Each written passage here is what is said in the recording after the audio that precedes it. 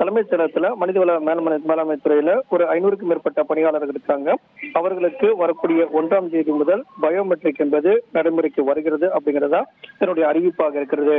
இதற்கு முன்னதாகவே இந்த பயோமெட்ரிக் முறை கடந்த சில மாதங்களுக்கு முன்பாக அமுல்படுத்தப்பட்டது. அப்போது தலைமைச் செயலக பணியாளர் சங்கம் கடும் எதிர்ப்பு தெரிவித்தாங்க. அதன் காரணமாக பயோமெட்ரிக் முறை திரும்ப பெறப்பட்டது.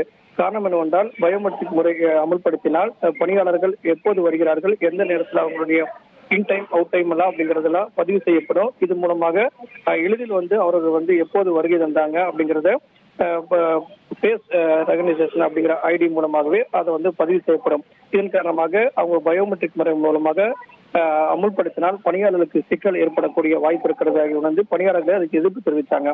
பணியாளர் சங்கமும் எதிர்ப்பு தெரிவித்தாங்க. இதன் காரணமாக திரும்ப பெறப்பட்டது. தற்போது புதிய அரசு அமைந்ததுக்கு அப்புறம் அந்த நடைமுறை என்பது மீண்டும் அமுல்படுத்துவதற்கு உண்டான உத்தரவாக தற்போது அதே நடைமுறை என்பது பயோமெட்ரிக் முறை என்பது அமுல்படுத்தப்பட்டிருக்கிறது. வரக்கூடிய பல நாட்கள்ல மற்ற துறைகளுக்கும் இது விரிவுபடுத்தப்படும். இதன் காரணமாக பணியாளர்கள் சரியான நேரத்துக்கு வருகை தராங்க அப்படிங்கறத உறுதிப்படுத்துவதற்கு உண்டான வாய்ப்பு உருவாகி இருக்கிறது. இதற்கு முன்னதாக பணியாளர்கள் வருகை பதிவு ஏடு அதுல கையெழுத்திட்டு அவங்க பணி தொடங்குவாங்க. காலை 10 மணிக்கு வருகை தந்தவங்களுக்கு வருகை தர முடியல அப்படின்னா கூடுதல் கால அவகாசம் என்பது மேலும் ஒரு 10 நிமிடங்கள் கொடுக்கப்படும்.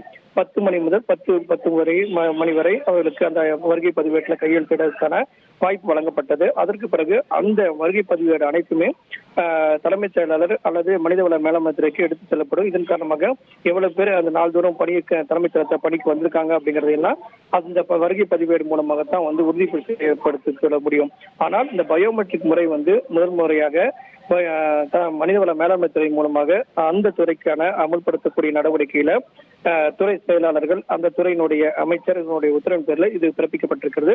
வரக்கூடிய நாட்களில் அனைத்து துறைக்கும் விரிவுபடுத்தப்படும். தமிழக முதலமைச்சர் காலை 9:30 மணி முதல் 10 மணிக்குள் தலைமைச் செயலகத்துக்கு வருகை தந்து மாலை 4 மணி வரை அவர் தலைமைச் செயலகத்திலிருந்து பணிபுரியக்கூடிய காட்சிகளை நம்ம நாள்தோறும் பார்த்து வருகிறோம். அந்த வகையில பணியாளர்களுக்கு பயோமெட்ரிக் முறை என்பது அமல்படுத்தப்பட்டிருக்கிறது. இப்போது பணியாளர் சங்கத்துக்கு கேட்டபோது அதற்கு நாங்கள் எதிர்ப்பு தெரிவிக்க மாட்டோம். முதலமைச்சரே காலை 10 மணிக்குள்ள பணியை தொடங்குறாரு. இதன் காரணமாக அதற்கு எதிர்ப்பு தெரிவிக்க மாட்டோம். எங்களுக்கான வசதிகளை ஏற்படுத்தி தர வேண்டும் அப்படிங்கிற கோரிக்கை தான் முன்வைப்போம் அப்படிங்கறத பணியாளர் சங்கத்துடைய கருத்தா இருக்கிறது. அந்த வகையில பயோமெட்ரிக் முறை வரக்கூடிய ஜூன் 1ஆம் தேதி முதல் அமலுக்கு வருது அப்படிங்கறத தற்போதைய அறிவிப்பாக உள்ளது.